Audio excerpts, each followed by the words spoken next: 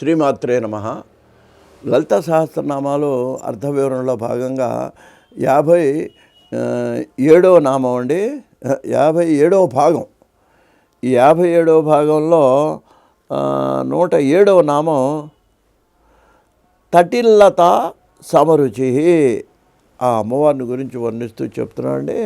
ఆ అమ్మవారి అండి తటిల్లత. తటిల్లత అంటే అర్థం ఏంటనమాట అండి, మెరుపు తీగతో సమానమైనటువంటి సమరుచి. ఆవిడ యొక్క కాంతి ఎలా ఉంటుందంటే మెరుపు తీగతో సమానమైనటువంటి రుచి, అంటే అక్కడ కాంతి. తటిల్లత సమరుచి, మెరుపు తీగతో సమానమైన కాంతి కలది ఆ అమ్మవారు. అటువంటి అందుకేనండి ఇప్పుడు మనకు మంత్రపుష్పంలో కూడా అక్కడ చెప్తూ అమ్మవారిని గురించి ఏంటి, భగవంతుడు, విష్ణువు, అమ్మవారు అంతా ఒకటే రూపం అండి. అసలు భగవంతుడికి స్త్రీ పురుషభే, అది మనం బాగా గమనించాలండి. అమ్మవారు అంటే ఏదో చీర కట్టుకొని చాలా అందంగా ఉంది అది కాదు, లేకపోతే విష్ణువు అంటే ఆభరణాలు పెట్టుకున్నారు, అసలు వాళ్ళకి నామరూపాలు లేవు. అందువలన ఆ మంత్రపుష్పంలో చెబుతాడు చూడండి, నీలతోయద మధ్యస్థ విద్యుల్లేకేవ భాస్వర. విద్యుల్లేక అంటే ఏంటనమాట, మెరుపు తీగలాగా ప్రకాశిస్తాట భగవత్ స్వరూపం. మన హృదయంలోనే ఉన్నాడు ఆయన. మరి దాన్నే ఇక్కడ అమ్మవారి రూపంలో ఏం చెబుతున్నాడు, తటిల్లత విద్యుల్లత. నీలతో ఏదో విద్యుల్లేక తటిల్లత రెండు ఒకటే. అటువంటి కాంతి కలిగిన వాడు అమ్మవారు, అటువంటి కాంతి కలిగిన వాడు శ్రీ మహావిష్ణువు. 108వ నామానికి వచ్చేటప్పటికి షట్చక్రోపరి సంస్థిత. ఇది 108వ నామం అండి. అంటే ఏంటనమాట, షట్చక్రోపరి సంస్థిత. షట్చక్రాలు మూలాధారం దగ్గర నుంచి ఏమండి చివరిది ఏమిటనమాట, ఆజ్ఞాచక్రం వరకు ఏవైతే ఈ 6 చక్రాలు ఉన్నాయో, ఈ 6 చక్రాల యందు కూడా నివసించేటువంటి, క్రమంగా వృద్ధి చెంది భగవత్ సాక్షాత్కారం పొందేటువంటి స్థితి మన ప్రయత్నం చేయాలని చెప్తూ షట్చక్రాలను గురించి వర్ణించినప్పుడు మళ్ళీ సంగ్రహంగా ఒక్కసారి మీకు మనవి చేస్తాను. మొదటిది మూలాధారము, మరి దీన్ని గణపతి ఆరాధన చేవుతండి. రెండోది స్వాధిష్టానము, ఇది బ్రహ్మగంధి అక్కడ. మూడోది మణిపూరము, ఇది నాభిస్థానంలో ఉంది. తర్వాత 4వది అనాహతము, 5వది విశుద్ధ చక్రము, 6వది ఆజ్ఞాచక్రం అండి.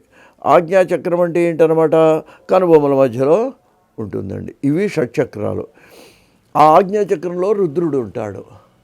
ఆ పైకి వెళ్ళేటప్పటికీ అక్కడ సహస్రారం ఉంటుంది. ఇది ఇంతకుముందు కూడా చెప్పారు కదండి, సహస్రారం ఉంటుంది. సహస్రారాంబుజారూఢ సుధాసారాభివర్షిణి. ఆ సహస్రారంలో ఏం చేస్తుంది, అమృతాన్ని వర్షిస్తుంది అమ్మవారు. ఇక్కడ ఇంకో విధంగా చెప్పాలంటే పంచభూతాలన్నీ చక్రాల్లో ఉన్నాయని కూడా పెద్దవాళ్ళు చెప్తారండి. మూలాధార చక్రం భూమికి గుర్తని, స్వాధిష్టాన చక్రం ఏంటంటేనండి జలము, జల సంకేతం. అది అంటే పంచభూతాలు మన శరీరంలోనే ఉన్నాయని. మణిపూరానికి అగ్ని, అక్కడ అగ్ని లాంటి కొంచెం వేడి పుడుతుంది. అక్కడికి కనుక మన యొక్క దీన్ని తీసుకెళ్ళగలిగినట్లయితే మనస్సును, అక్కడి నుంచి అనాహతం అండి, అది వాయువు, విశుద్ధము మనస్సుకు సంబంధించింది. ఆజ్ఞాచక్రం ఏంటంటే ఆకాశ సంభవమైనటువంటిది.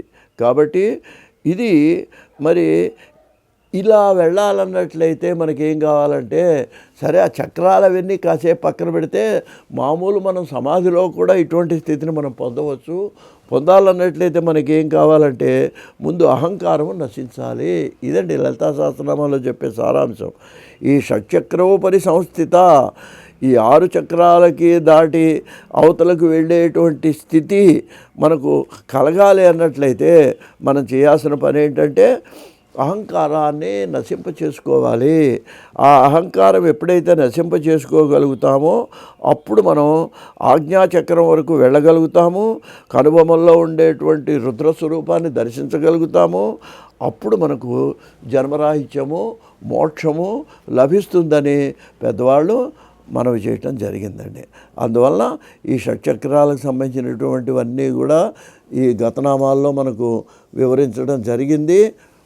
దీని యొక్క అర్థం ఎంతవరకు తెలిసినా తెలియకపోయినా దీంట్లో సారాంశం ఏంటంటే మనకు ముఖ్యంగా మనం ధ్యానం చేయగలగాలి.